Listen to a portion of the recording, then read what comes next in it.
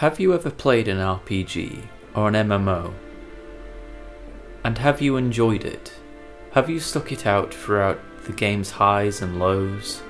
Have you criticised that game for changes it made in one way or another?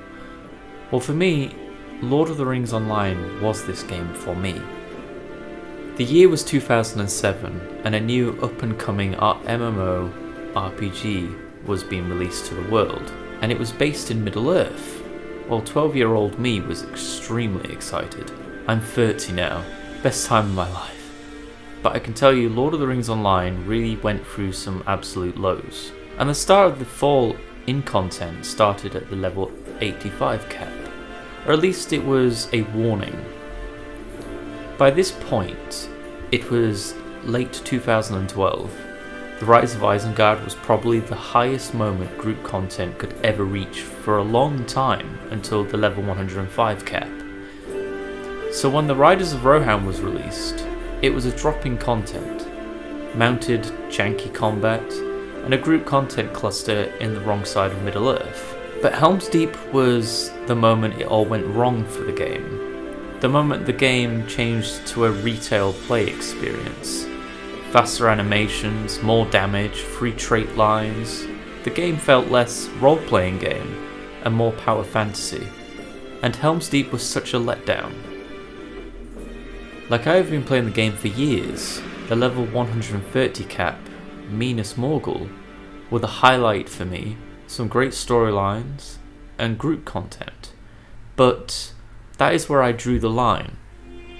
Because this is where I joined the legendary server Treebeard, a new difficulty system for the landscape, but it just did not hit the mark or the feeling or the soul as I remembered. The balancing was very wrong, though I had some good times. It would be the news of a special private server was in the works. The classic Lord of the Rings Online, following the Book 11 client, and when the testing started it was truly special. It was just as beautiful and tough as I remembered it. The final stress test was very recent, and the release date of the open beta will hopefully be in February. So why does the title say Echoes of Angmar is special? Well, it takes me back to the first role-playing game I ever played, and that was Star Wars Knights of the Old Republic 2. I always liked that you had a few class specialties, all with different stat focuses and abilities, and you had a certain level of points you could put points into, like a role-playing game character sheet. And your story starts, and from the moment you enter the world, you have to think about how you handle situations. Every moment requires a dice roll, especially the combat, and depending on how you have built your character, you may have an easy time or a rough time of things. But that's when you start getting companions, and your companions also have a set focus on specific skills, which make them highly valuable to what situations you are going into. So when I tell you when I started playing Echoes of Angmar, it was like I felt safe and happy again. You see, when I was 12, I was bullied a lot in school, isolated from people because at the times I didn't know I was autistic. So the game was a way of me feeling safe from reality, and it still feels that way to this day. So the day I logged into the world during the first stress test, it was like a wave of energy and emotion flowed over me. It was extremely overwhelming but so beautiful. And when I got to play the game, I noticed that Echoes is what MMORPGs should return to. And you had 4 original races, the race of man, dwarves, hobbits and elves, 7 original classes, the burglar, captain, champion, guardian, hunter, lawmaster and minstrel. Each race and each class all having their strengths and weaknesses. Like for example, if you made a dwarf character, you have a stronger focus on might and vitality, meaning you have higher hit points and a better focus on melee attacks and defenses. However, you have reduced fate, meaning you have reduced out of combat and in combat regeneration to your morale and power. But you also have increased combat power and morale regeneration, but reduced out of combat morale regeneration and power regeneration. And what's beautiful is every race has their passive racial abilities, so no matter what race you pick, you will have advantages or disadvantages. And poof, after you've made your character, you've transported into the world of Middle-earth, and straight away you see your character stats: might, agility, vitality, will and fate. And they are colour-coded to show you what is weakest, colour-coded in red. What is in the middle of OK is white, and what is a good colour is coded in green. And just like a role-playing game, your character stats are a character sheet. You have your main focuses as your specific class.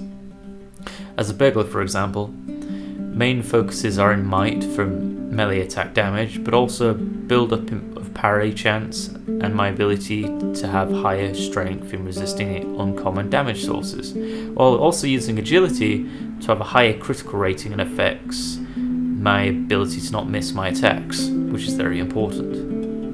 And as a burglar, the ability to use debuffing and tactical skills are highly important, because a burglar controls the fights the fellowships you join and can really save the day with their fellowship maneuvers. What I have loved about playing in the past stress tests is whenever you got a random drop from an enemy, you appreciate that item because it might be a green item, but yet it might have a +2 agility boost to it.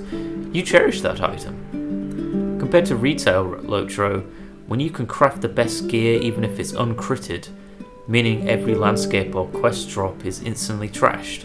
But again, in Echoes of Angmar, every item is either going to be used or at least likely sold. And that is the RPG feeling of this game. You start off in the world with nothing and slowly build up through the game. Each experience is tough, from the solo landscape to the way you build your character to the group content on the landscape to the dungeons you enter. Everything feels like a grand adventure. But what I also like is the original trait system is back. There is much freedom of choice to how you build your character, from the virtues which add to your character's stats and defenses, to the class and racial traits which can be unique to how your character is. Not the free trait trees you are stuck with and can't build a unique character from. I will also say when you are hunting for materials, it's quite relaxing and sleepy experience. I think it has something to do with you don't have a mount, which makes sense. All mounts cost about 4 gold and can only be obtained by level 35.